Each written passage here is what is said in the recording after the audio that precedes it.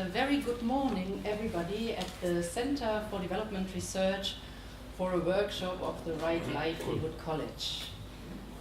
First of all, I would like to especially welcome our laureates, Professor Razak, Professor Raul Montenegro, and Dipal Barua, and of course also Professor Abdul from the International Association of Universities, where he is the president. And I have to say, Prof. Dzul is also my former boss at the University Science Malaysia. He was the vice chancellor when I was there. And I can tell you, although he is a pharmacist and told me that he is doing totally different things, which have probably nothing to do with what we are doing here in our workshops, I can tell you that he was one of the most inspiring and innovative vice chancellors at the university, because his initiative of a green and sustainable university is something, which really changed the whole university system and the thinking of students and staff about sustainability, about waste management, about using energy, and this was something which is going on until today. And so you are definitely here well placed, with your initiatives and what you have done at the University Science Malaysia. Well, I especially also want to greet my colleague, Professor von Braun, who is a co-director here at the Center for Development Research. The other co-director, Professor Borgemeister, is not in town. He's traveling at the moment, but I'm sure he also greets all of you. A very, very warm welcome to all of you, young scientists from all over the world, who will spend 3 days here in a workshop talking about such very interesting and also challenging topics together with 3 laureates. And I'm definitely sure that this will be one of the remarkable and memorizable events that will happen to you. Because I think nothing is better than bringing together young people and the laureates who have really achieved something in their life, to go step by step, drop by drop, to find solutions to problems that are tackling all of us. Let it be renewable energy, let it be the agriculture, organic agriculture, let it be human rights, striving for democracy. And these are people who are working in certain fields, but are also active. They are activists. They are working with the people. And here at CEF, and I think CEF is therefore also a very good place, for this Right Livelihood College and the campus to be, because we at CEF, we are also striving, or our mandate is going into the same direction. We want to find local solutions for global problems. We are striving for sustainable solutions to problems that affect people's lives, people who are poor, people who are living at the fringe of society, the marginal people. So topics like you can see here, mobility and migration, renewable energy, which is a topic which you will discuss definitely also today, governance, water resources, health and sanitation. These are all problems we are dealing with. And our mandate is not only to do research. We are doing that. We are doing research. We are publishing in journals. We are publishing in one-tier journals. But we also try to find solutions for the people we are working with. And we are very much interested to integrate these people in the whole process. So also methods like follow the innovation, to include people into solution findings, and our research from the very beginning is something we are practicing here at CEF. And so I think having the campus here, and you will see today in the afternoon you're all invited to the inauguration of the global office, the Right Livelihood Global Office here in Bonn. I think this is also really the right place to start new synergies and new initiatives in research, together with the 7 campuses that already exist worldwide, to strive for a better future. And I must tell you also, when you are at home and you think that probably all of your endeavors and all your ideas, they probably fail or cannot be materialized, there is this saying in the Right Livelihood movement, I would say, that every step has an impact, and very small steps might have a big impact at the end. And so I really would like to ask you to look around and to see where the problems are and to try to do meaningful research for a sustainable future for all of us and for our planet in the fields you are working at. And coming to an end, you know, very often when we have a PhD student and we are celebrating the PhD, you know, I say, look, you are here now and you will definitely have a bright future, especially when you go home to your country and you will have a career and you might go to international organizations. You have made a PhD in a good institute, but you also did your field research. A field research for around 12 months. So all the students who are here have to do field research.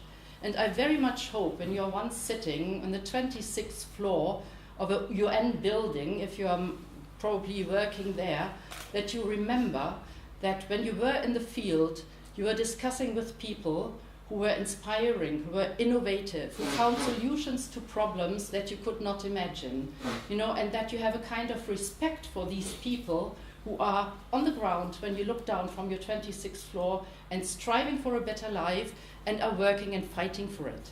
And this is something which I also expect from all our PhD students, and I would also expect from you, that you never lose the respect of those we are working for.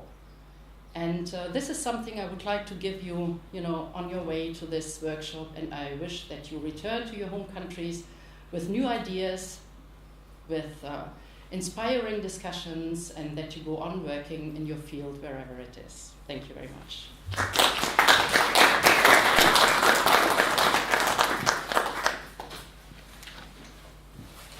Okay, thank you very much, Professor Gerke, for this warm welcome here at CEF.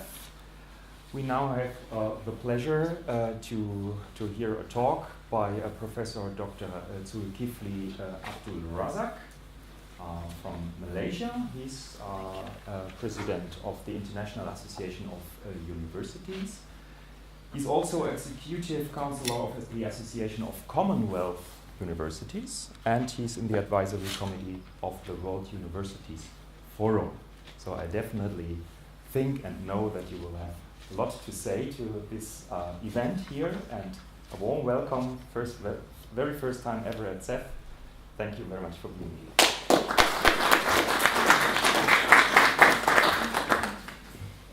Thank you very much. Greeting of peace and a very good morning, Professor Solvay, colleagues, students, ladies and gentlemen. Let me first of all thank you for inviting me to this very, very inspiring day. We had a session yesterday with the two laureates, and today is perhaps my turn to share some of the thoughts that I've got. Going back to the days that I was a student like you and meeting people like Professor Anwar Faisal, Professor Han Binkel. These are the people who actually influenced my thoughts, and some of it you will see embedded in this PowerPoint.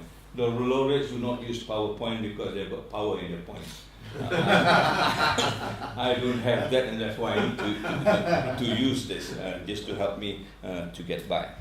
I've chosen this title, Imagineering Social Change, Why and How. This is something that I have experienced myself when I was a student, when we look at the environment around us and we keep on asking ourselves, what can we do for society?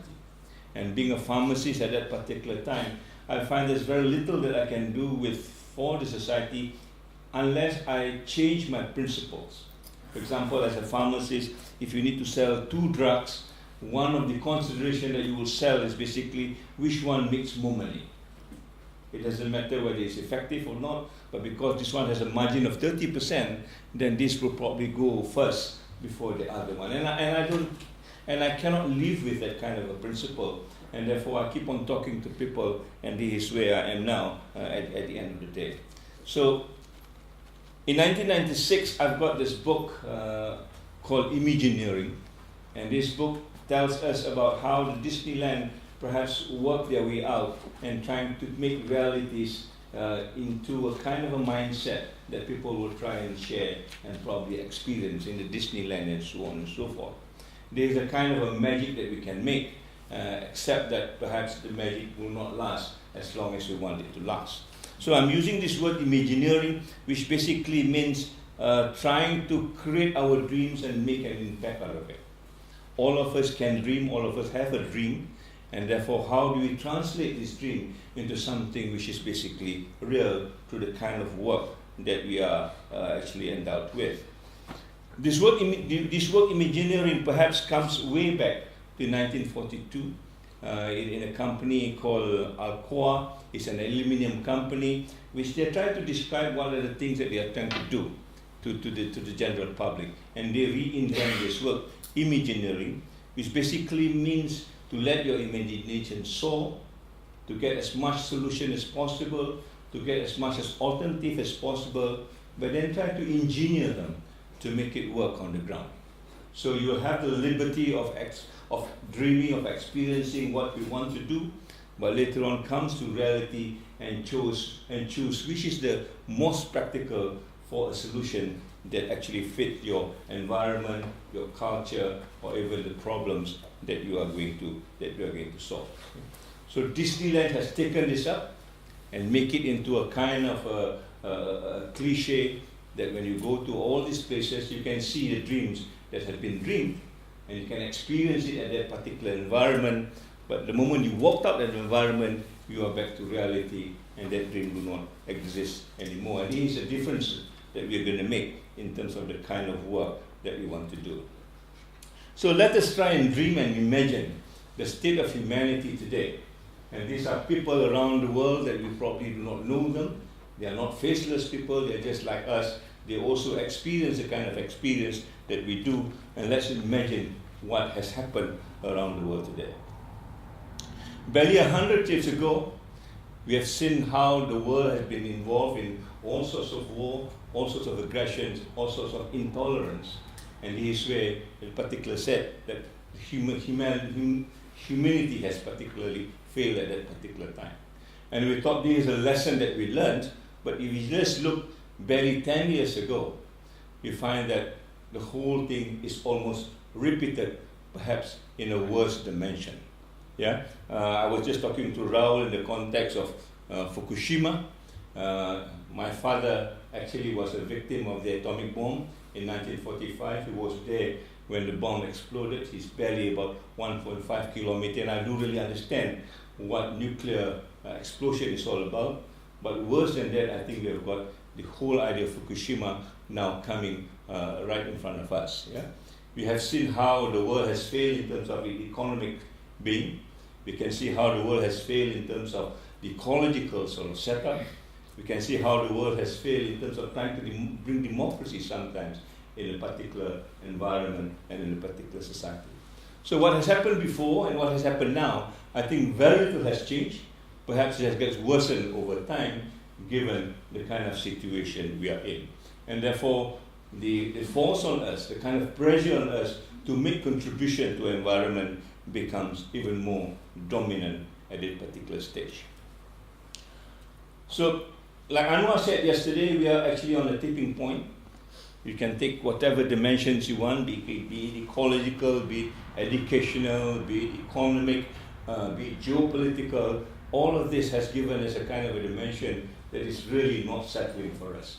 And particularly coming from the south, when everything else is very tentative and we are all very vulnerable, we have a lot of things to do to make sure that our community and our society, as part of the global community, do have a place in the future as far as the world is concerned. I'll give you an example which is actually very, very shocking as far as I can see. Here it says that the average African lives on $250 a day. Yeah? 2.3. Not 30. And again, but here a cattle in Europe draws an average subsidy of $2.20 a day. I mean, you look at these figures, you become, asking questions, how can this happen?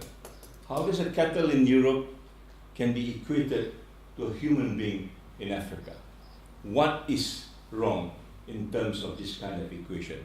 These are solutions that we really need to find, because these are solutions that do not come very readily, because it is intertwined in a bigger and a more complex system that all of us need to understand, as perhaps Rahul tried to explain yesterday in some of his diagram. Yeah?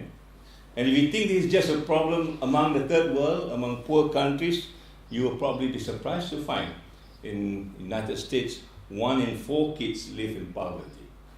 And it is a kind of advertisement that invites people to help kids in the United States of America to live out of poverty. So, in a way, there is no difference between whether you come from the global south or the global north. It's a question of where you contextualize the problem. Who is involved, what sort of solution can we provide for this group of people. So what can we do in this particular dimension? And this, I come again from what Anwar was saying again, how do we actually deal with this problem? How do we actually deal, in fact, with our own emotion of fear, our own emotion of anger, hatred, yeah, the kind of wastages that we have got around ourselves. Until we are able to control those things, then the solutions may not be very clear in your mind, because you are entangled in a kind of a mood that probably do not allow you to see very clearly.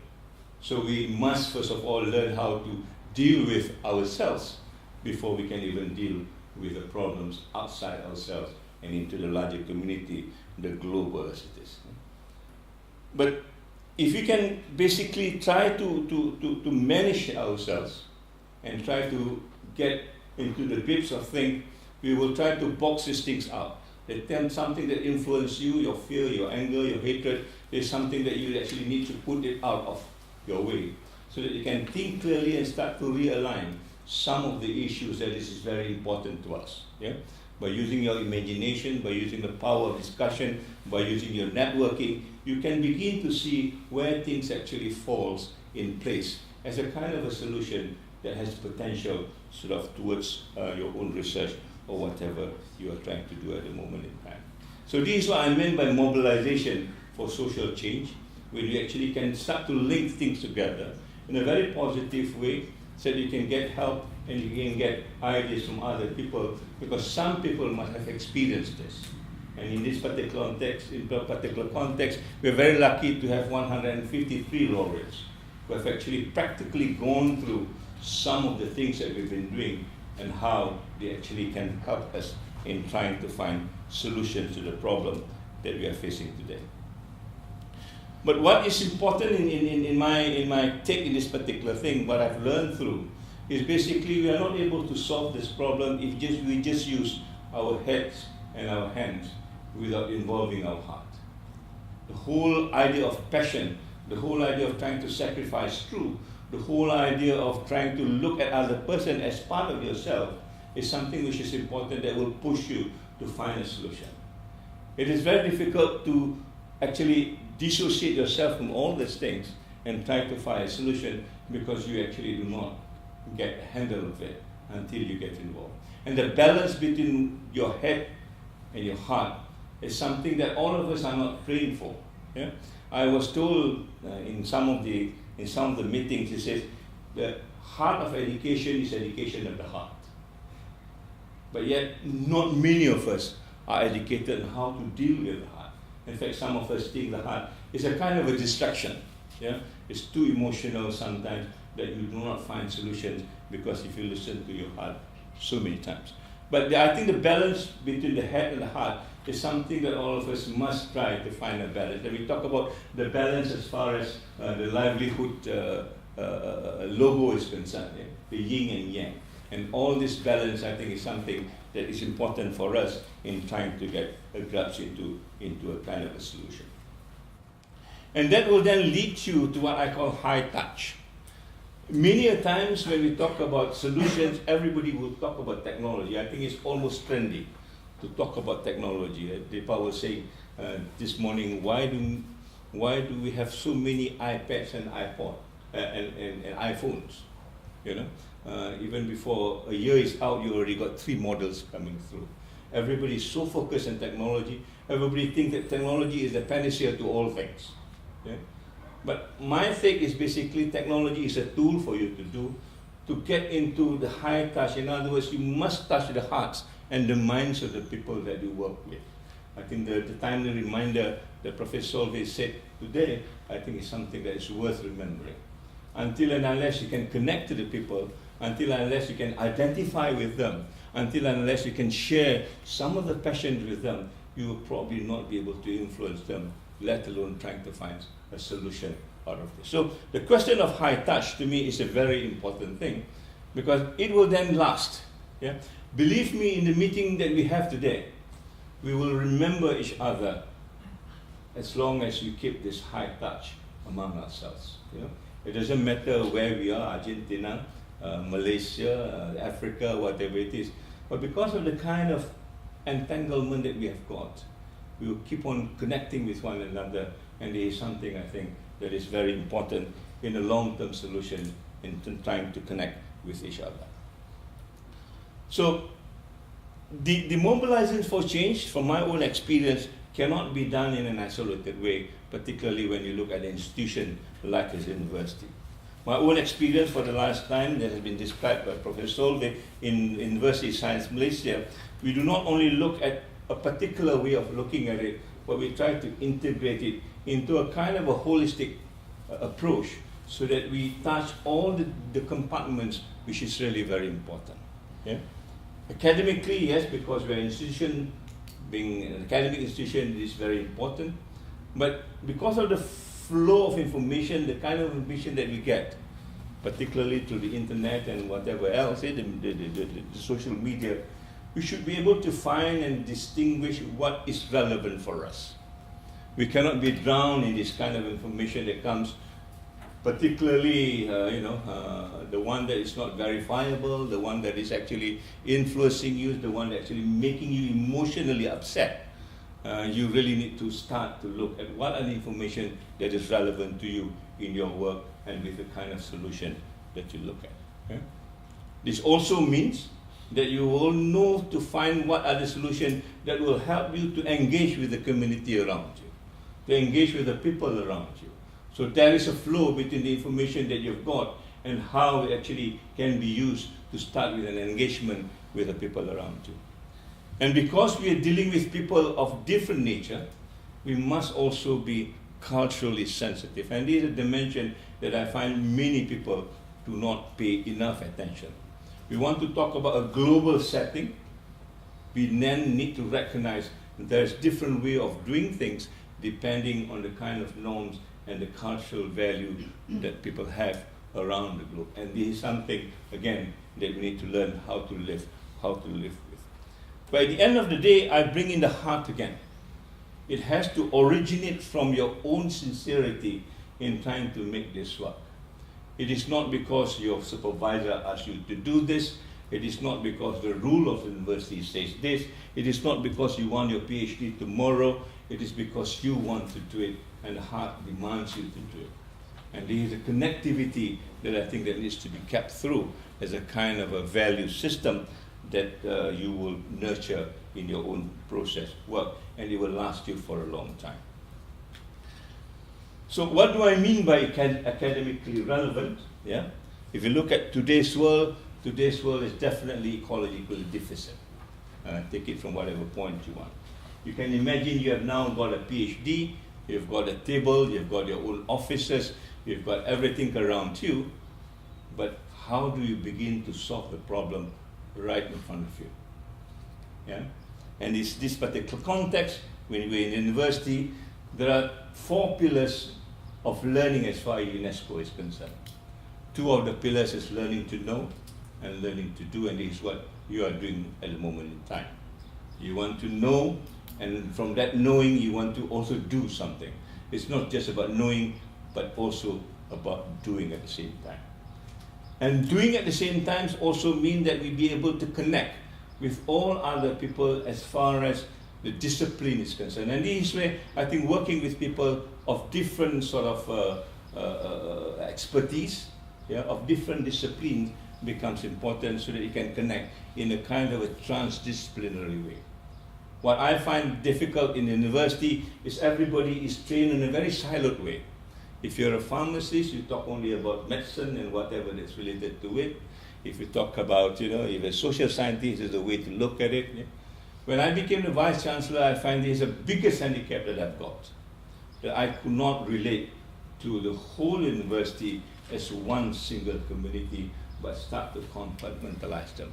And the moment you compartmentalize them, you find that the solutions are not forthcoming because there is no connectivity with one of them. So transdisciplinarity, I think, is one of the approach that you need to look at. And I see ZEF is one of the institutes that also promote transdisciplinarity. The second dimension is what I call the decolonized version. Yeah? In fact, I brought a book called Decolonizing University with me, but somehow or other the book did not arrive until today.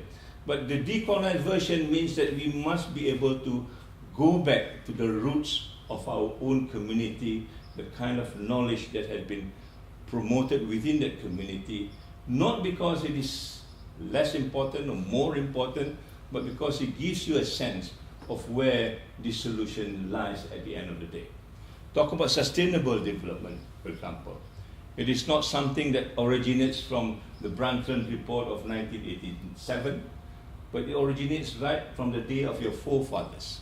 Yeah? Many of us who are from the agricultural environment or the aggregate environment will know that they have been able to maintain sustainability for a long time, even without this concept of sustainability as we understand it today. So understanding where the roots are and how actually it applies to the community is something that I think it is important. When I talk about socially engaged, it's basically trying to reach out for people who have not had a chance to do this. Right now, there are about 7 billion people in the world, and statistics tells us that 60% of this group of people live on less than $3 a day. Yeah, meaning about 4 billion of them live on less than $3 a day. You talk about the cattle subsidy earlier. What can you do with less than $3 a day? And that's why in our university, at that one particular point, we say that we must be able to reach these people somehow or other. How do you bring knowledge to them? And already the discussion has started about the democratization of knowledge. Okay? How do you start to give knowledge to other people the way people give money to other community that needs aids? Okay? Except that we don't have enough money, but we can give knowledge. We can lend them some knowledge so that they can come and get themselves educated at the same time.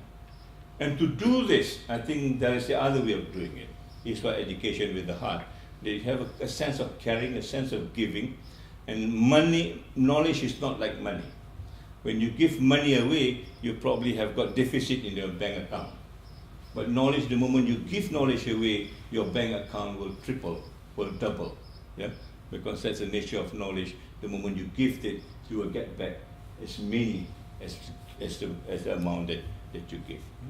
We begin to talk about they are human beings just like us. It doesn't matter where they come from.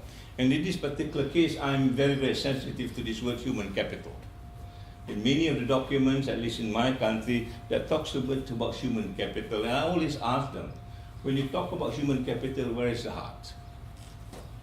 There is no resemblance of the heart when you talk about human capital. Human capital will be just another word for a robotic human being that works for a particular company or a particular production house here. At the end of the day, do not nurture the human elements in that particular person. Yeah? It has to be transformative, it has to be sustainable, and it has to be ethical, something that also is missing in many of the education setting. Last but not least, I think the most important thing in this particular thing is how do we live together? It is the third pillar of the UNESCO pillar of learning. How do we live together as a global whole? Whereas the demarcation of geopolitical something which is actually artificial so that we can get across some of the issues that is relevant not only in my society but also in other societies around the world. And last but not least is talking about culturally enriching. Again, when we look at what is culture today, given the kind of technology, there's a movement that says looks up. Okay, because everybody is looking down now at their iPad, at their iPhone or whatever it is. There's no time to look at other people and smile at other people and receive the kind of warmth of friendship. So by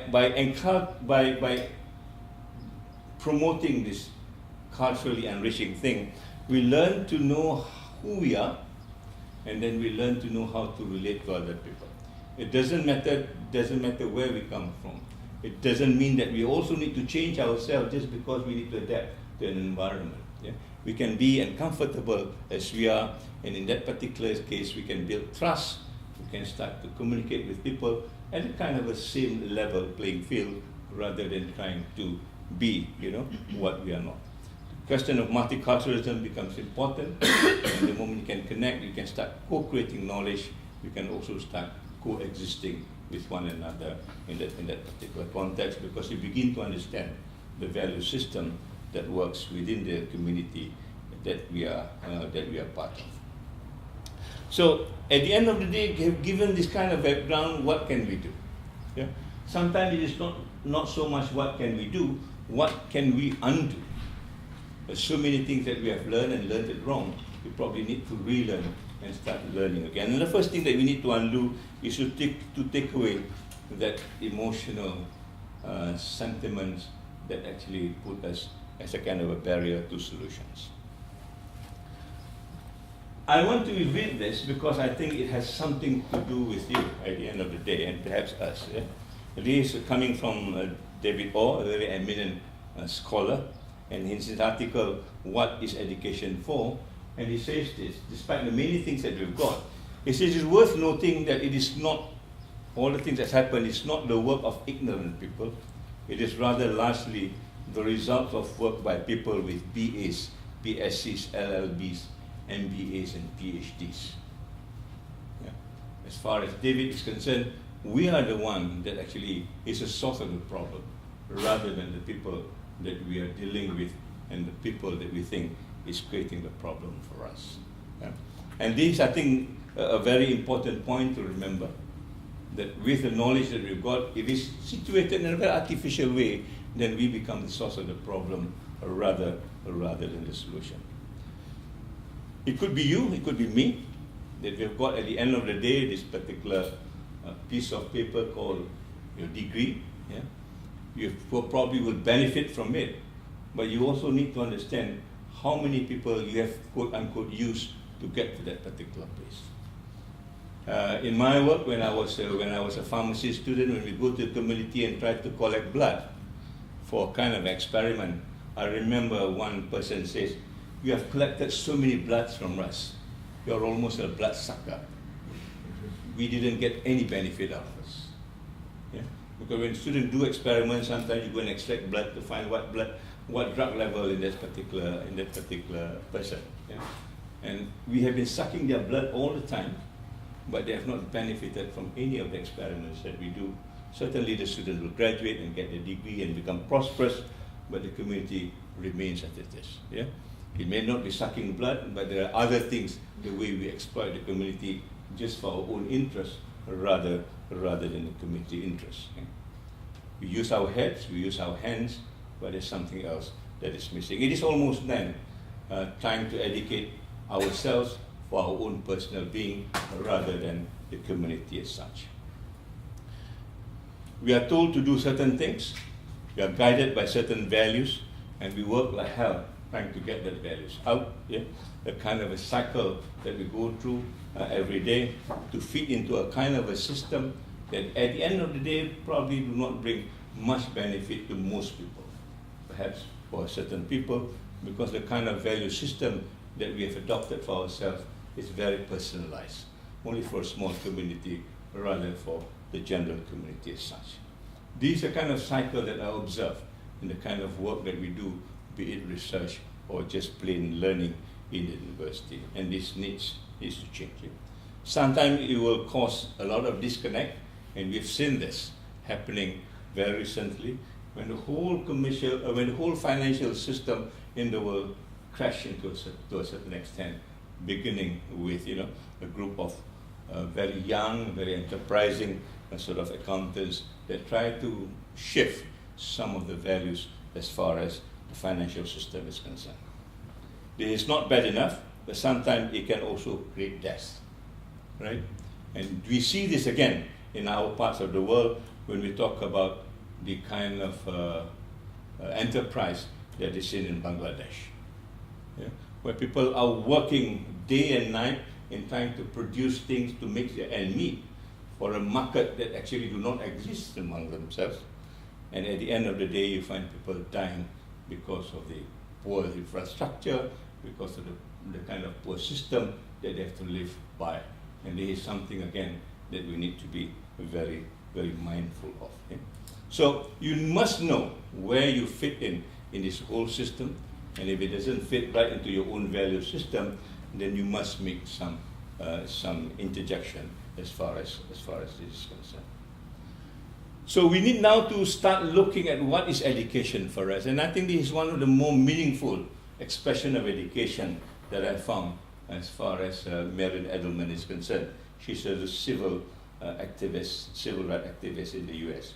Education is about improving the life of others. It is not about improving your life, yeah, which is a different take altogether.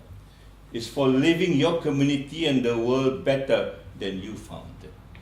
Certainly, as you improve the life of others, your life will also improve. But then it is not you in the beginning, it is others to start off with, and making the whole system work in that particular way. If that's the kind of sentiments, then I think we need to start to look at how education can be restructured in one way or the other. Yeah? We need to start with the community in mind rather than us in mind. Yeah? We need to start engaging with that community and looking at what are the issues of the community that we need to solve. And these are some of the major problems that we see today. How do we actually solve it? Yeah? We begin to see the world as a village, that people are all interconnected. These numbers are actually numbers of the Asian population, the African population, the American population, the European, and also people in the Australia and New Zealand. How do you connect with? Because there are people of different experiences in this particular world. And what sort of programs can you then institute? And some of these are very global programs that you need to connect very quickly, because then you get into the global setting at the same time. Yeah? But unlike the previous picture, where your ideas are influenced by money or patents or whatever you have, copyrights, yeah? Here we begin to develop ideas that will influence as many people as possible in trying to make their livelihood better. And for that, just to differentiate what education in this context means, and the whole idea of education, I want to reinvent the word. Rather than education, I will call this edu-action. In other words, you begin to take the knowledge that you've got and you begin to act on that particular knowledge to find solutions or to give, what you call a mitigating situation in the person that you work with. So edu-action and education has a kind of a different implication. Rather than working for your own self and to better just yourself, here we begin to look at the community as a kind of an audience that we should be addressing. Rather than just working with the hands and the head, we begin to bring also this passion that I talked to you about, that balance between the head and the heart, and try to transfer some of this feeling in the context of high touch that I mentioned earlier. And therefore, we need to now begin to see how we can reorganize some of the systems we are in. Yeah? To me, increasingly, universities are just like factory now. In fact, the model of a university coming from the Industrial Revolution looks like a factory. You can find an equivalent almost, what a factory does and how do we actually function as a university. We do not have time, but we will not talk about it. Yeah? So we need to dismantle this whole idea of industrial mechanism that begins to influence the university at the same time, but removing some of the things that actually is not important for us and beginning to open it up to the community, inviting people in as part and parcel of the learning process within the community and getting the community involved at one particular time. Yeah? So the trick here is basically to get the community involved and to get yourself involved in the community in a voluntary way. It is a kind of sacrifice that I talked to you about. Yeah? We don't need to be paid all the time. We don't need to get credit all the time, because it's part and parcel of education that you volunteer and also get involved with the community. And therefore, education is about you and the community being integrated together to find a solution, or to find a kind of synergy between the two, knowing that the community has also inputs into education as such. Yeah? So last but not least, if you think it is something just the social scientists and the humanities will talk about it, here is a particular person who is really very technical, and he talks about something which is very, very profound, I thought. Yeah? Don't let the noises of others' opinion drown your inner voice. The inner voice is basically the heart again. It's a kind of compass that sets you into a kind of a journey that gives you the kind of inspiration that you need. Yeah? And you don't want others to drown that. And the most important is to have the courage to follow your heart and intuition. They somehow already know what you truly want to become. Everything else is secondary. Right? So trying to be sensitive to another portion, another seed of intellect apart from the brain is something I think that is very challenging for us in this particular century. We need to talk about what are the intangibles. I know at least my university will talk about just the tangible things that you can measure, but there are many things that you cannot measure, but it is important. The question of ethics, the question of virtue, the question of humility, the question of trying to work with other people, the question of justice, all this are never measured, but yet these are some of the very powerful driving force to make change in terms of social change and mobilization. If you begin to discard this just because you cannot measure it, then I think we're going to lose a whole lot in terms of trying to move education forward. Just to convince you, the people in the business sector has begun to look at this in a different dimension. For the last 20 years, you find that the gray bar has moved up, and these are what they call intangible assets. And they define intangible assets as people with virtues, people with value that is fit for a kind of organization. So we begin to recognize not only things that are measurable that is important, things that are not measurable are also important in this particular place. And I believe it is a trend that we will go forward as far as value system is concerned. So the last few slides is basically just to note that everybody talks about moving up the value chain, whereas nobody talks about how we actually lost some of the value systems that we've got. Yeah? And some of these value systems are actually embedded in the community that we've got.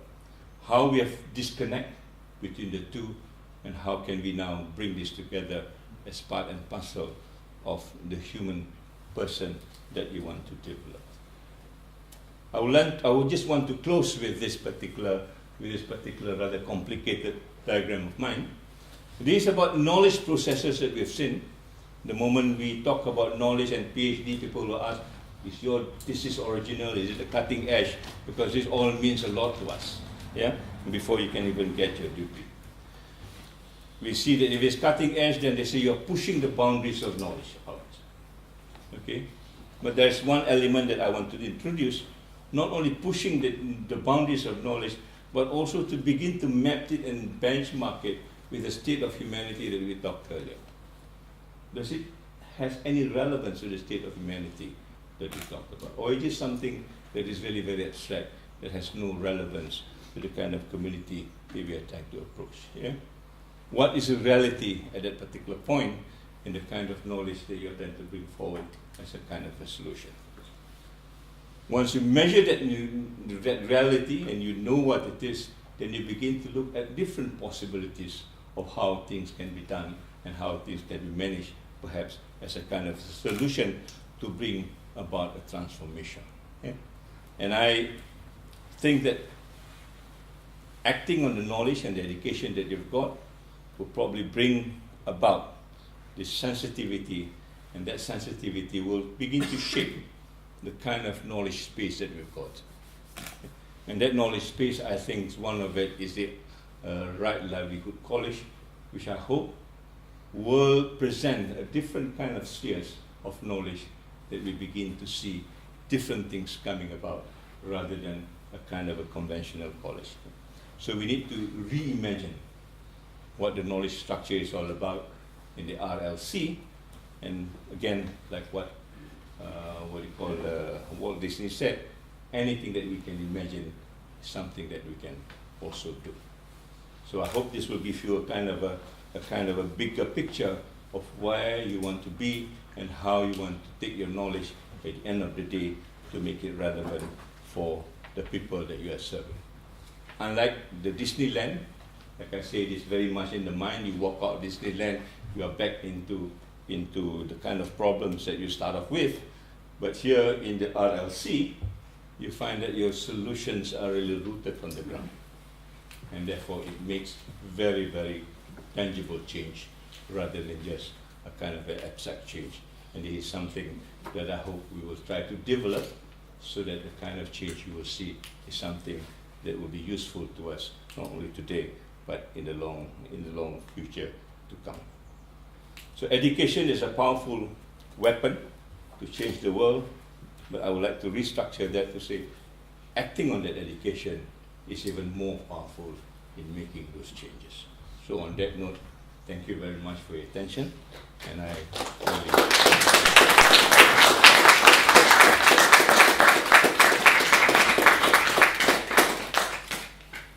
Thank you very much, Professor Dzul, that you can stay with us for a second. So we have a limited time for questions and comments from your side. For clarification, directly related to his talk, or yes, please, Saravanan. Thank you, sir, for the enlightening talk that you gave. Thank you. And it's no wonder that you are president of the International Association of Universities. I think these are the value system that we need to put in through the university systems worldwide. But the thing is, greed is part of the human genes, and it is ingrained into it. And you see the evaluation process of many of the universities, and that is the code where the dollar comes on the top priority. So how do you try to change this, being a president in the International Association of Universities? You know, it is difficult to do that, but if you see many of the UK or US or even European universities, that comes on top. Now, how do we try to change that? Now, how do we try to bring these intangible assets kind of a things within the university systems, where we are all part and parcel of that system, where dollar is the important. Of course, we try to bring about certain things, but it's just a peanut that we try to do. Your reflection. Thank you. I think in trying to make a change to what is happening now, it's going to be a difficult thing, particularly when we are always told that there are models that we need to follow. Yeah, the Ivy Leagues, the this and that, those are the kind of quote-unquote icons that we need to follow. What we have done and what we are trying to do is basically trying to create another metaphor of what university looks like. Rather than trying to fight them, we want to create something which is actually new and different. It doesn't mean that they are wrong and we are right, but we just say that we do not agree with you. There is something that we want to do. And in my work, I think back home, we have created a dimension what we call a human university. The human university has a core value about the human being, human dignity, humanitarian values. Yeah? And the focus begins to shift when we have a different metaphor as compared to what we've got today. So that is the way we are approaching it in IAU. We are creating a kind of an association that is value-based rather than, So it also gives us then an option whether we want to go into ranking, whether we want to go into, employment and employability as a kind of a discussion. We have a choice whether we want to engage with this kind of a discussion, or we create our own discussion as to what we expect a university to be. So it is a long way to go, but the more people get engaged in this, and particularly people in the Western and Northern Hemisphere, recognizing that it is a way to go, I think basically adds on to us. In the third world, certainly we have got a lot of people who want to do this, but again, they were told, you are losers and therefore you are going for this. If you are winners, you will go for the bigger ones. Because you're a group of losers, that's why you want to do this. So getting University of Bonn, for example, to support this kind of idea will create a mind change. Because here is a university which is successful, but opt to do this rather than that. And I think that will be a start, beginning of a kind of change. But fighting them, I think, will not be an easy thing. We will probably lose out at the end of the day. When I started this university, the Human University, all the conventional university back home say, why are you doing this? You know, because this is not the way to go. But because we have created a kind of a value system that is different from them, then we say this is how we contextualize the university, no longer the one that you are actually doing. So it is a big fight, but it is not a head-on fight. It is, you know, taking it from a different point of view, creating an alternative rather than, you know, going right on the door.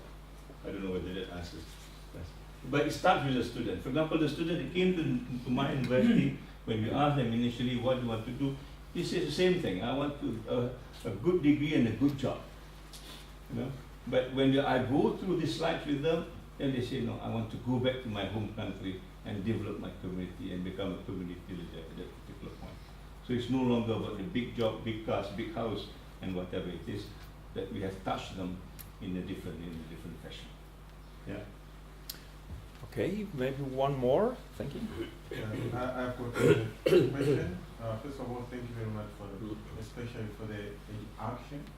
Yeah. So I've got a comment and a question. I'll start with a question. Do you think there is, because there are academicians, they are trying, there's people like you and like everyone, even PhD students, they want to go and work there. I want to go back to my country or to Africa to go and work. But the problem is there's no political will, you know. There's no political will. You come here, you learn, you get your skills. It's not only in Europe, but I can come from Zambia, I go to India, for example, I get these skills. Usually, a lot of people come from outside. When they come, they are seen as enemies. You people, you went to the West and you got this knowledge and you want to change everything, and you know there's this challenge. So I want to ask what can be done in that way. Secondly, I'll speak for my country and the neighboring countries, in Zambia and the neighboring countries. At the moment, I think after the introduction of multi-party in my country in 1991, there's been a lot of mushrooming of new institutions, especially universities, private universities. And I have the feeling that they are running away from the traditional purpose of the university or an institution, a tertiary institution. They are more commercial, and they have partnered with a lot of international universities like Harvard University, Cambridge University, to come and bring education there. They are just interested in the money. And having said that, you see that a long time ago, for example, I want to be a teacher in my local community. The village is going to educate me, and I'm going to go back and teach in the community. But this, you don't find it anymore, because everyone is just interested about the money. Thank you very much. Yeah. I think it is if the intention is for you to go back and work with the community, then I think the kind of curriculum that you need to develop is quite different. Yeah. The experience that I've gone through with the group of people that we are working, we will then give them skills for community engagement. So in other words, when you go back, you are not seen as the enemy anymore. You are part and parcel of the community. You know how to actually position yourself and get into the community as such. You know, you are not there to see as one who knows all of this because you've got a piece of paper and try to make a change. You are seen as part and parcel of this whole movement that will benefit everybody. Yeah, but yeah, knowing what's happening around in the world today, with the kind of concept we've got in higher education, with a private education coming in again, Malaysia is a good example where private setting is mushrooming. And the worry is that they begin to just teach things that they want to teach. So you will get people who will just teach commerce, MBAs, computer science, There's no philosophy, there's no humanities, there's no social science, because these students are not marketable courses. You know, if you become a philosopher, who's going to employ you? There's a kind of question that will ask us. You know? Not knowing that with philosophy you become a better person, even though you're a scientist. You know? For example, when we do science, for example, how many of us actually do philosophy of science? Science becomes a very utilitarian thing. You know, that I need to produce this. If I can sell this and make money, then I'm a successful scientist. What this does do to you is not a question that I'm going to ask. You know? So this whole idea of how we actually remake education, if you want to change, will need to be thought of. You cannot just work on the model now and say that you're going to make this change. I think the fight is a bigger fight on that particular level. And the issue, I think, in your work, I think becomes important to me, in the sense that if we can create models and tell us which are the ones that actually is workable and which is not workable, then we begin to have an additional value as how to actually move this agenda. My sense is that this agenda is an important agenda. By 2030, we've got 10 billion people on Earth, apparently. Yeah? And if we say 60% of them still live on $3 a day, you're talking about 6 billion of them. The world can never be a peaceful place with 6 billion people living on $3 a day, without education and without the things that they need to do as a human person as such. So it's a big question, but I think RLC is a place where we need to handle this, because I don't see anywhere else that people want to talk about this in the kind of passion that we talked about in this particular place. Okay, thank you, Professor Dzul. My pleasure. Professor Dzul will stay with us during the workshop, so for the workshop participants, of course, there will be much more time, and I think that was a very inspiring keynote lecture, which is not only food for thought for the workshop, but of course also far beyond. I now would like to welcome Dr. Dipal Barua from Bangladesh. He's the founding director of Grameen Shakti and the former deputy managing director of the Grameen Bank. He's also president of the Solar and Renewable Energy Association and founder and chairman of the Green Energy Foundation in Bangladesh. Today he will focus or concentrate on renewable energies, basically I think solar energies in Bangladesh and the impact on the poverty alleviation in rural Bangladesh. Thank you very much. Good morning to all. I think in respect of time, I need to be very quick, and 11 we have a coffee break, and I will be available in coffee break to any questions. I have some slide presentation and then one video also, so let's talk on slide because this is a long detail, but video you can get some of my our work in Bangladesh.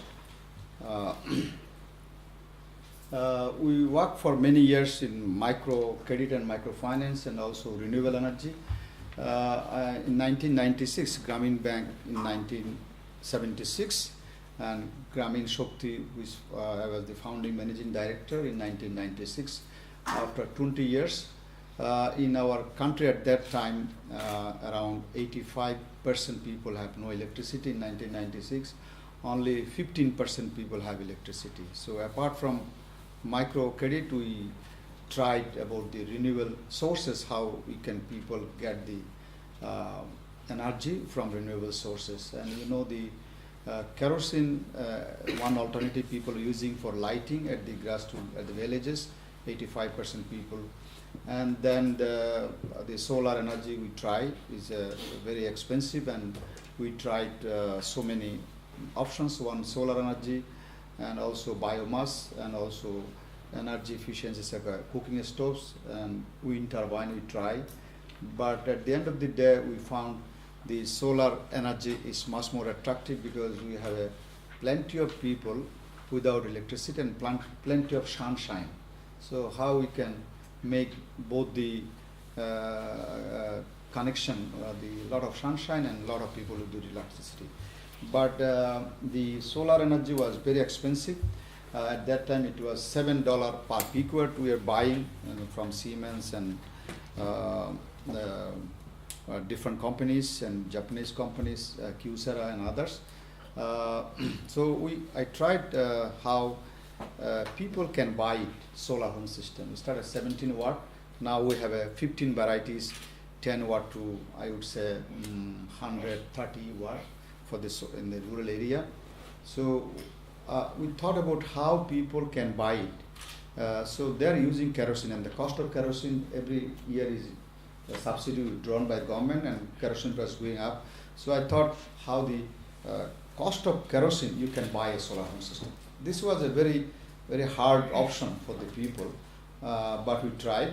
The one solar panel, and then battery, and then the charge controller and the lights for lighting, and gradually television came up, and also mobile phone. Now this three is very attractive: light, mobile phone, and television. Radio less in Bangladesh situation. So then we tried for initially it was very hard to convince the people whether solar energy is feasible or not. But once they see light in the middle of the night, everybody jumping and rushing there and see, it's a wonder, it's working. So then we ran a television, and people invited us dinner. They said the cost of solar homes is very high, but all the people come together and invited our staff, technician for a dinner. So I think then people, it is really interesting. And then we started a 6-month credit and 1 year on credit, and gradually 2 years, 3 years. So what we started a small way, and it became a big initiative. We call it solar home system. Right now, 3 million solar home system already installed. As a founding managing director, I took the initiative. It takes 10 years for a 10,000 system. Then after that, World Bank came up, and they come up with the idea, subsidy. So we oppose us in a way. If you give subsidy directly, that is derailed to other people. So you give subsidy in a smart way. With the company, we can use it and recycle the money, we can expand it. We can reduce the cost. At that time, it was 50 watt system, 5 watts battery, and panel for 20 years, charge controller, everything. It was $300. Now it is almost, I think, $150. So it's reduced cost. Economies of scale work. So I think and we train people. We recruited engineers, but they don't know how to install a solar system and maintain the battery and the charge controller, everything they don't know. But we dare enough gradually involve women, training women to produce a charge controller, fluorescent lamp, and CFL assembling. Now we are going for LED. So I think this is interesting and it's growing, and many people are now involved. Initially, it was expensive. Day by day, cost of solar panels going down. Battery price, I'm personally still stand the high price, and LED things coming up is very convenient. Now we can have a television and a small fan, or also you can use, and a clinic and different shops. So we are using is used. Not only Gami Shakti, now already 50 company came up and they applied to become a partner of ITCOL, Infrastructure Development Company. They get money. This government organization, they got money from World Bank, Asian Development Bank, IDB, JICA, DFID, KFW, GIZ. So all are together and looking how many systems can be installed. World Bank thought about the 100,000 system, 100,000 system. But eventually we are in the ground level, we say maybe 5 million. They don't believe it. Now already their budget is available for 5 million system. I am pushing 7.5 million because Bangladesh have 160 million people in government statistics, but it's higher than that. So 50% people have no electricity. Government said around 54%. But government also doing work hard. They are also inspiring solar energy in Bangladesh to draw all taxes on that. But also electricity is also coming up, but it's expensive. So I think this is a unique situation now. Only challenges there after such maintenance and the quality of the product, because China things come, quality is also a question mark. But solar panel is day by day is improving. So I see there is a lot of job we created, and women can assemble the charge controller. You know, they earn money, and also they can assemble the CFL and fluorescent lamp, now LED things. And it is really, because in Bangladesh, you know, Germany is the world leader for solar energy, and Bangladesh demonstrated in a different way 3 million solar home system in off-grid area, and so if you multiply by 5, so 15 million people, more than 20 million people are, because one system sharing by 2 family, in that calculation 20 million people already benefiting. And I'm thinking that if gradually 75 million can get benefit out of solar energy, that will create a big wonder. And we are replacing kerosene, million ton of kerosene, and one system 100 watt, 1 ton of carbon emission reduction. So you're also reducing carbon emission reduction, and also also you have a creation a new job. At the same time, you have a better livelihood. And we create a green technology centers, train women, and some of them working very well. They're earning $100 per month. So what our friend Professor Dzulkifli mentioned about the Bangladesh garment industry, people are earning around $50 now. The wage goes up to $80. But even in renewable energy, they can earn around $100 if they work hard. So we are training of them, some of them, and young people are so energetic now. I would say for battery industry, cable industry, solar panel industry is coming up, and so almost 500,000 people are engaged in the business. So, and then in quick time we can energize a lot of people from the renewable sources.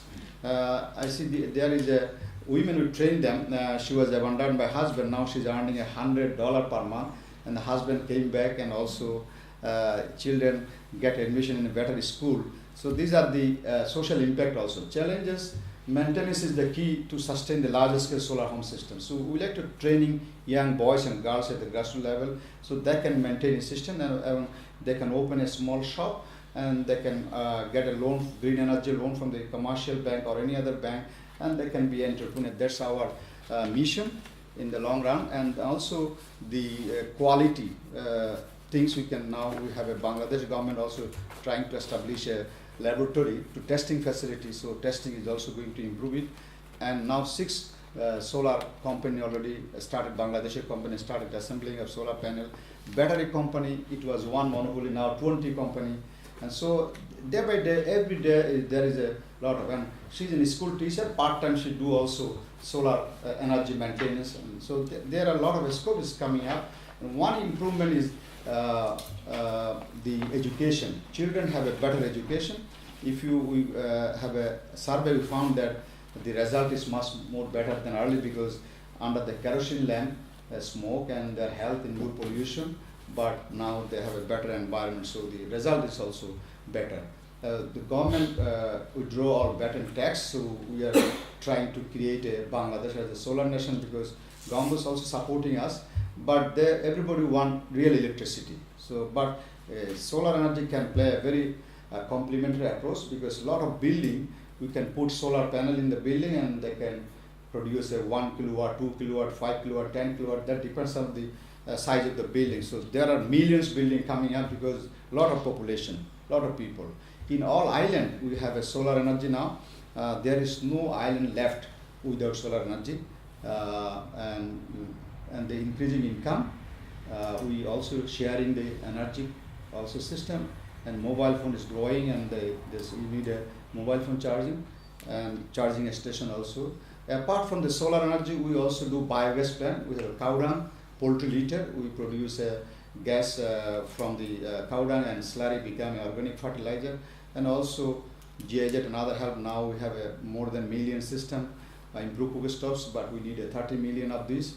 Still design is in a test level, but the improved cooking stove also is coming up.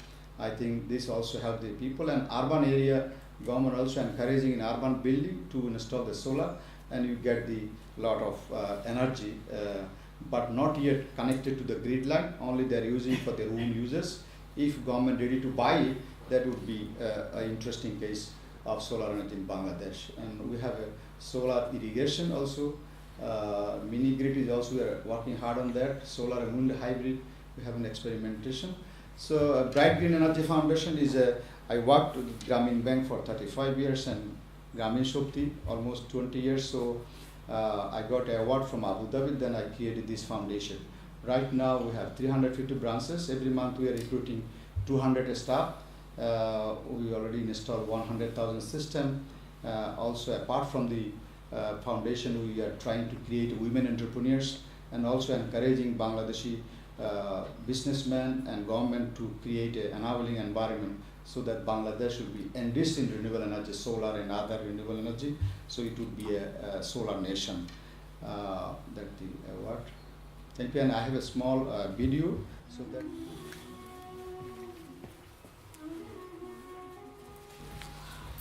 Okay, thank you, Dipal. Any questions? Yes, please come to us. And yeah, any questions, comments directly related to his talk and or to the film, of course? I mean, personally liked how you showed that the different dimensions of rural development in connection with renewable energies, and you might have seen that renewable energies is one of our foci here, and we environment and climate change. Yeah, so these are our different 8 different research foci here in the institute, and renewable energy is one of the newer ones.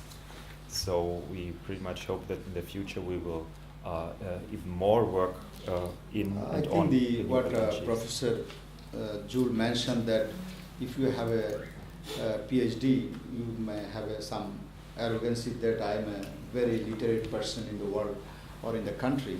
So I believe you can contribute also in the society, and everybody narrating you are successful. When you are successful, in Mahatma Gandhi also mentioned, you are successful when you can bring positive changes in others' life, not only your life. So we need a career, we need a background, we need a knowledge, but still our knowledge we can really extend for others. That would be much more beneficial. I think everyone we have from different country background, and you know the world sometimes was very poor, now in a materially say, but many countries are doing very well, but still African country or South Asian country still lagging behind. But there is an opportunity. There is people can work hard and they can change their life. And I believe a lot of students, I met a lot of students around the globe. I always inspire. Some of them can go back and create a small initiative, and that can create a bigger environment in the country and also business. Now, Bangladesh, mid-billion-dollar business is growing, because not only the renewable energy, but billion-dollar business is also growing, and foreign investment also trying to come up. I think every country we can work for a biodiversity or to saving the planet. At the same time, energy is also a very critical issue. And our friend laureate Professor Rahul always talking about how the maximum consumption. I'm talking about the minimum level. So you need electricity for lighting. You need electricity for charging mobile phone. You need electricity for television or radio. You need a small fan so that you have our internet connection. You need a quality life. This is the minimum we need it. But Professor Rahul always talking about the maximum. So we need a minimum and we need a maximum, so that we have balanced world. So that in Germany 4,000 kilowatt hour per person energy consumption, and Bangladesh we are looking for 100 watt or 200 watt. In Africa may not be, so there are a lot of solar lanterns working hard on that. I think this Center for Development Studies, Development Research, can create awareness in the minds of our brilliant PhD students. At the end of the day, when they become a real professional, also they can something in their mind bugging, continuous, we can do something in our community. So that because you born there, you grew up there, we have a moral responsibility to do something. It's not that only building your career, but At the end of the day, you have to give something because you born there, you grew up there, you take the air, everything, oxygen, and now you become a PhD. But it is your moral responsibility now to do something at the community level, not always in the comfort level or in a very good environment in the Western situation. But you can do something that would be really a wonderful contribution. And the Center for Research, Development Research, they're working hard how to sensitize your mind so that the real development or sustainable development can grow in a different parts of the world. Thank you. So, please, Yeah, I have a question. Please. When you started this endeavor a long time ago, where did you get the seed money from? How did you start it? I would be interested in that. And on the way, did the government of Bangladesh in the beginning support you already, or how is the situation and your relationship with the government in Bangladesh? Yes, thank you, Professor. It is a very interesting question. Initially, there was no government support. Government doesn't know about the solar energy or renewable energy. Even still, they support it. But they have no any machinery or ministry or anything. Initially, we started from own way, just small way. Gradually, we got first fund from AIT, Asian Institute of Technology, for a research, action research. We have done a small thing. And then we got money from IFC called a kind of a SME loan, a small and a medium enterprise loan. And then we got some help from KFW and GIZ there in Bangladesh, and then USAID, a little bit help. But eventually when we demonstrated something, then the big project came in Bangladesh called World Bank. They came later on after 2004, but we worked from 1996. So we started from our own resources, very small way, 5 pieces, 10 pieces, whether it worked. Then gradually we got a loan from IFC, then we repaid it. But there was an interesting concept that called SME loan for energy. If you become a break-even at the end of 3 years, 10% every year loan will be waived out. So our loan $750,000 US. So 50%, 350,000 loan become a grant. So it is interesting. So I create a. They want what I call a medium intermediary, but I don't have intermediary. So I create physically branch offices and divisional offices. I showed this is the intermediary. So they got it, but so we collect the money from the customer as a repayment. So we bring this money and we show the total staff, total purchasing cost, and a small markup on that, and they check the accounts by accountant from USA. And they convince it, they say, okay, you qualify 10% revenue. Then next year, again, chartered accountant come and they visited, yes, your accounts is okay. But third year, they don't send, I request them, you are sending a chartered accountant, huge cost, but we are really serious. So third year, they convinced, and we paid back within 8 years all loan, 50%, and then 2 and 5% interest. So, but this loan from the World Bank and other KFW, they are very, very innovative. We propose this and they agree. First they come, say, $90 grant for 10,000 system, $70 to reduce the cost of the system, and $20 for monitoring. And after 10,000 system, then it's come to $50, $30 for cost of reduction of the system, and $20 for monitoring. Now there is no subsidy for the bigger system, only 30 watt, below 30 watt, $20, so we can reduce the cost. So now even a bagger buy it because they pay only $1.50 installment, so they can repay within 3 years. But panel for 20 years guarantee return, battery for 5 years, free maintenance for 3 years, everything, and charge control 3 years, LED for 10,000 hours, 3 years, more than 3 years. So now is a very unique situation. Technological development is there, cost reduced, and a lot of people are trained now. It is interesting now. Is a loan to the government. It's a sovereign loan. It's Gerke come. They have a lot of money in Japan. They cannot use it. So they like to transfer this money in Bangladesh, and after 40 years they will get same amount of money. Interested 0.001, say. But they're interested to get the same money back after 40 years. So only government can sign it as a sovereign government. Sign it and government get a free of interest. They give us at an interest rate, say, highest, lowest 6, 7, So government get back money after 5 years at 3% interest rate. They have to pay only the same amount. So government also getting profit out of this, and we are working hard to repay all the money to the government. Okay, so you're working with the relatively complex system of Yeah. loans. Yeah, loans is for there. different. Yeah, but the people get people in advantage situation, they get the system only 10% down payment. Yeah. So if it is $100, they pay only $10. And we have a free maintenance every month. We go and collect the money and also servicing the system. So at the end of 3 years, they become the owner of the whole system. Only after 5-6 years, they have to replace the battery.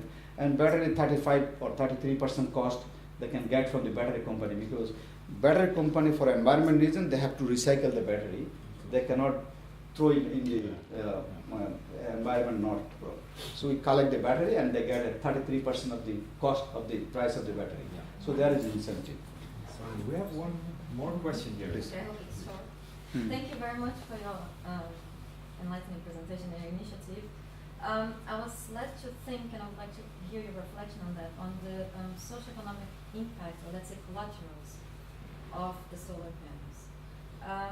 I say that because I saw some solar panels arriving in the communities that were working in Mozambique, and I saw, for example, that after you pay off the System. loan, the system, you still have to pay the maintenance of it, right? You have No. this, or There are different systems in the world. One is a fee for service, our is a ownership model. Once you become an owner, you don't need to pay anything. But in the 3 years, we train you how to maintain the system. We invite all the women, because man is busy, but they are interested to put their name as a customer. Actually, women is the beneficiary, and women. So we bring them for a training. After training, they maintain the system. but then, for example, then you have to buy the batteries afterwards. You have to Afterwards, buy new yes. batteries. Yeah. And also then another collateral, which is maybe you could help us reflect on that, is that you increase your consumption of goods as well. Like now you're buying a television, a cell phone, and how does it, and it changes also a bit social life in the community itself. Yeah. I saw people with loudspeakers. Yeah, yeah. And suddenly you have Yeah. a different life in the community. That's this questions came up in the Castle also in the university. It's good. I gave a same answer, repetition. If you enjoy a good life, everything is good, but you're advising somebody to, in the dark, grow in dark, die in dark, born in dark, no television, no light, nothing. So that's environment friendly. If you consider the whole world same way, then you can advise. Otherwise, you enjoying everything. You smoke cigarette, you drink, you have a car, you have electricity, 4,000 kilowatt hour per year, but you are advising don't go for a polluting environment. So that advice will not work. In our situation, I say, if you have energy, it's a basic necessity. That means for lighting, for education, for cooking, and for television. Unless you see the television. And someone told me, I was on the way, I was in UK, there is another award ceremony, the Asden Award. I was just as a speaker. But the from Energy for All, the executive director came, and when she saw me, oh Dipal, I remember yet, when she visited 10 years back, then women told her that if I got a television, I can see what is going on in the national politics. There is a trial is going on, everything. So if you have a television and black and white, now a little bit color is coming up. Television is necessary for information. So the mobile phone, without mobile phone, you cannot think about it. So, and then the light, so it's important. So consumption is also growing, you say is okay. But we have that's again Professor Rao came in. You need a minimum consumption level to become a human being, and you need a maximum one so that you are not killing other people indirectly or directly. So that's the issue. So I think we need some kind of level of development so that we can enjoy life, excitement of life, and for our children is important. Thank you very much for showing how one can start with one idea, I would say, or one concept, and then changing after a few decades the lives of how many? 750,000? Now it's 3 million. If you multiply by 10, I think people. Yeah. So, Yes. so I read 750,000 people somewhere. So Now this is only my foundation. It's new yeah.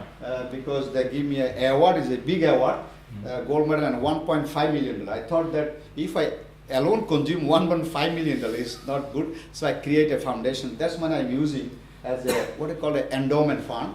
Then now I took a $12 million loan. Is growing, but apart from this, I'm also helping other places, speaking different places, creating 100% renewable energy movement and debate like this. So I'm also dedicated to my 50% of time for other purpose and 50% time. So I'm grooming other people there. So they're taking after this initiative. And as a whole, we are in the sector, solar energy can grow in Bangladesh. Okay. Thank you very much. Yeah. And